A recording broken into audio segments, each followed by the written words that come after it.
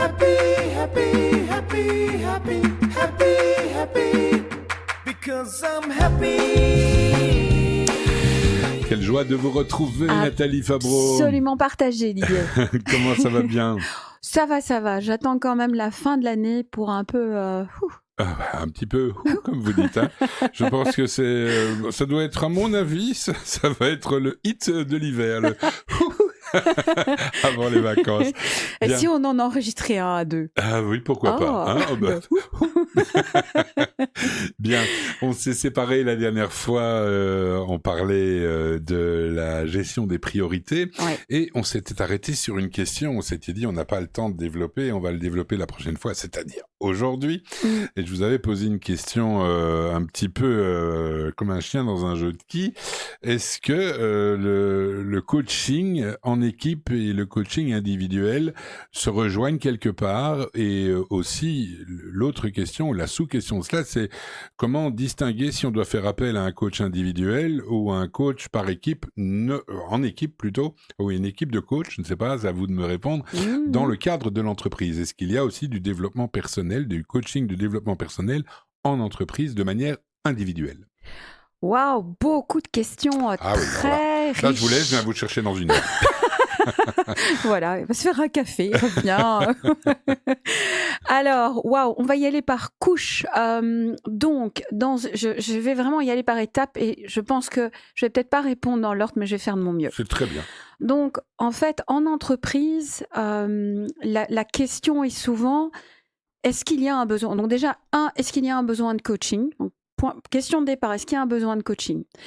Cette question, qu'est-ce qu'elle adresse comme différentes sous-questions? C'est avons-nous besoin d'un intervenant externe parce que il y a un besoin de mettre de la clarté dans soit dans une situation problématique, soit dans une croissance qui est en train de générer des symptômes d'ajustement qui sont un peu challengeants. Donc, il faut voir quel est le contexte de départ qui amène à la question de est-ce qu'on a besoin d'un intervenant externe et est-ce qu'on a besoin d'un coach? Alors, si on a besoin d'une méthodologie, d'un soutien pour développer un business, il faut voir aussi si on est sur une question plutôt financière, d'organisation, d'amélioration des processus et des méthodes. Et là aussi vient, dans ce contexte-là, peut venir la question de et est-ce qu'on a besoin de coach aussi pour aller sur le développement personnel, le soutien du facteur humain. Donc, vous voyez, ça s'imbrique déjà. Je voudrais revenir un petit peu en amont. Vous le disiez, est-ce que j'ai besoin d'un coaching? Alors, voilà. Ma question est la suivante. Le coaching, qu'il soit individuel ou en équipe, oui. on va oublier ça un instant. Est-ce que ça a un côté uniquement curatif? Ça veut dire qu'on fait appel à un coach quand on a un constat d'un problème, ou bien est-ce qu'on pourrait très bien envisager, ou est-ce que des clients à vous envisagent cela de manière prophylactique, en disant « je veux éviter mes problèmes qui pourraient survenir éventuellement », donc c'est tout conditionnel, donc je fais appel à un ou des coachs. Ça existe aussi. Donc on a les deux cas de figure. On a les cas de figure souvent où on attend qu'il y ait une situation qui se manifeste. Et de plus en plus, et c'est aussi en lien avec la montée de la nouvelle génération, donc voilà, la génération Y et Z, la volonté de pouvoir s'épanouir au travail, de pouvoir évoluer au travail, invite de plus en plus aussi de manière préventive et comme avantage en fait d'avoir accès à du coaching. Et qui lui, donc est offert, comme vous dites, pas dans l'attente d'un problème, mais dans la volonté d'accompagner. Il y a également des demandes qui montent, qui sont en train d'évoluer dans ce sens-là, qui sont dans le cadre d'entreprises qui ont des programmes qu'on appelle de talent development, de leadership, de haut potentiel, féminin et autres. Et donc, il y a aussi dans ce contexte-là du coaching qui est offert, alors qu'il n'y a pas forcément de situation symptomatique, si je peux dire ça comme ça. Bien, alors on va revenir à ce qui nous préoccupait de base, vous connaissez mon principe, je digresse, mais je regresse. Et donc, toujours. J'ai pas dit je régresse, je regresse. Non, vous revenez à la source. Alors, on va peut-être essayer d'être concret pour nos auditeurs. Pouvez-vous nous donner un exemple, par exemple, quand a-t-on besoin ou quand allez-vous préconiser plutôt l'intervention d'un coaching en équipe?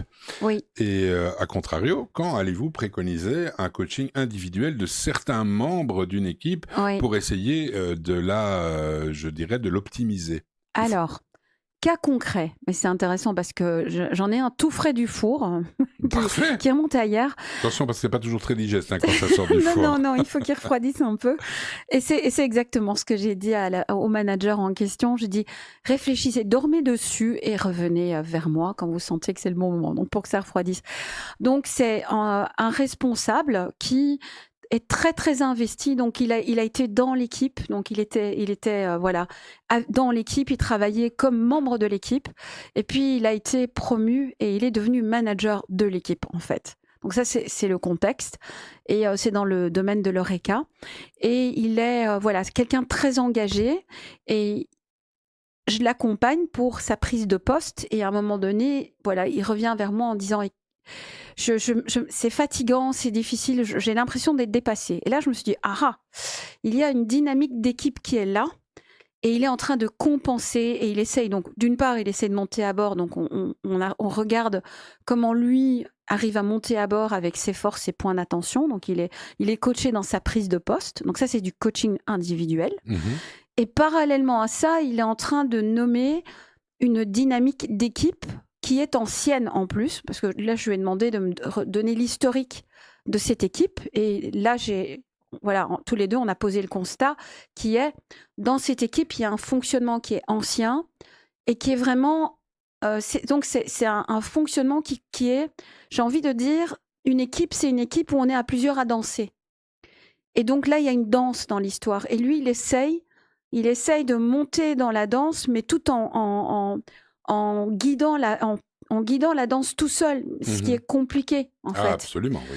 Parce qu'il est dans sa prise de poste, il espérait pouvoir remettre de l'ordre, un peu comme, comment on appelle ces danses c'était un phénomène, c'était génial, il y avait une personne qui commençait, puis il y en avait deux, street mob, non, un flash mob. Flash mob. Voilà, donc il se dit, moi je vais regérer ça, je vais remettre une nouvelle impulsion, mais en fait non, parce que l'équipe est déjà dans une ancienne flash mob. Et donc, ils ont déjà une chorégraphie. Et cette chorégraphie, elle est gérée par plusieurs personnes. Donc, il faut une intervention sur la dynamique collective, en fait, du groupe pour pouvoir les amener à changer ensemble de chorégraphie, à accepter d'avoir quelqu'un qui monte à bord et qui change la chorégraphie. Est-ce qu'on pourrait comparer ça à un orchestre qui change de chef ? Absolument. Ça pourrait être cela aussi, sachant que si je fais ce parallélisme-là, donc on a un changement de chef d'orchestre et l'équipe a eu l'habitude de jouer des symphonies selon une partition, un rythme qui est un rythme ancien, et elle va continuer à porter ce rythme. Et si on ne va pas à la rencontre de cette partition, de ce rythme et de comment ils sont complices dans l'agencement des notes, on se perd, et donc c'est difficile en tant que chef d'orchestre de monter à bord et de pouvoir influencer la dynamique. Donc là, si je vous ai bien suivi, on a les deux. Ça veut dire il y a le coaching individuel de la personne qui a été promue. Tout à fait, dans ce cas-ci. On a le coaching en équipe.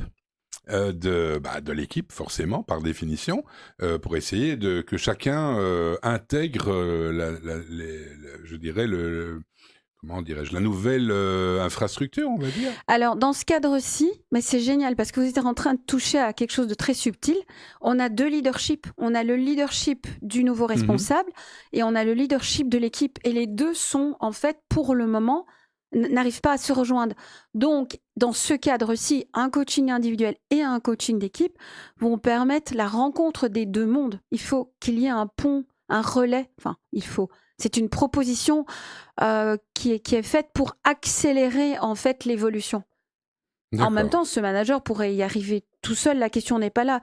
Mais c'est juste que il y a quelque chose de... Il faut parfois pouvoir donner des petites clés pour que les portes s'ouvrent plus facilement. Il est plus économique dans ce cadre-ci, économique financièrement, économique sur la performance, sur le climat, sur surtout l'équilibre aussi de ce manager, qu'il y ait les deux regards qui soient invités à bord.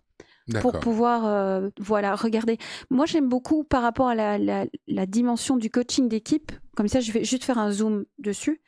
Le coaching d'équipe, en fait, c'est vraiment un métier à part. Donc, quand on est coach, il y a les compétences pour du coaching individuel et il y a des compétences à comprendre et des approches complémentaires par rapport au coaching d'équipe. Pourquoi ? Parce que le coaching d'équipe, c'est comme si on était en fait avec des personnes qui sont debout sur un grand plateau en dessous duquel il y a une bille. Et donc, ça veut dire que ce plateau, il bouge en fonction du déplacement des personnes. Dès que quelqu'un bouge, il y a tout le plateau qui bouge, en fait. Et donc, c'est ce qu'on appelle une approche systémique. Il est important de comprendre comment les mouvements se passent pour pouvoir ensuite influencer, en fait, le plateau et l'équipe. Et donc, c'est un autre regard et c'est une autre spécialisation. Eh bien, dites-moi, c'est un métier, hein, c'est le moins qu'on puisse dire, et vous le faites avec brio. Je fais de mon mieux. Je pense que votre mieux est plus que parlant, on va dire. Alors, mon mieux, ça a été d'avoir un jour toute une équipe qui s'est vraiment retournée vers moi, et c'est là que j'ai réalisé que dans ce métier, c'est normal, et qu'ils ont fait un pas en avant parce qu'ils ont réussi à s'opposer à quelqu'un, puis après, on a quand même continué. C'est tout ce qu'il faut. Hein. Bien, on va se retrouver, nous, la semaine prochaine. Avec grand plaisir. Et vous déciderez de quoi on va parler, parce que jusqu'à présent, c'est moi qui viens avec des questions. Je suis pas sûre qu'on ait terminé le sujet. C'est vrai, alors on continuera. On continuera sur le coaching d'équipe. Parce que je voulais quand même donner quelques clés. Sur le coaching d'équipe. Quelques clés. Ouais. Ah bien. Allez, alors, j'en prends bonne note. Super. Mais pour que des responsables aient conscience, en fait, aussi de ce qui se passe, pour les aider à avoir un regard par rapport au fait que c'est une dynamique d'équipe qui se passe et qui ne prennent pas ça personnellement. C'est ça l'idée derrière. Ah ben génial. La semaine prochaine, le coaching d'équipe. Voilà. Au revoir Nathalie Fro. Au revoir. À la semaine prochaine. À la semaine prochaine. Happy, because I'm happy.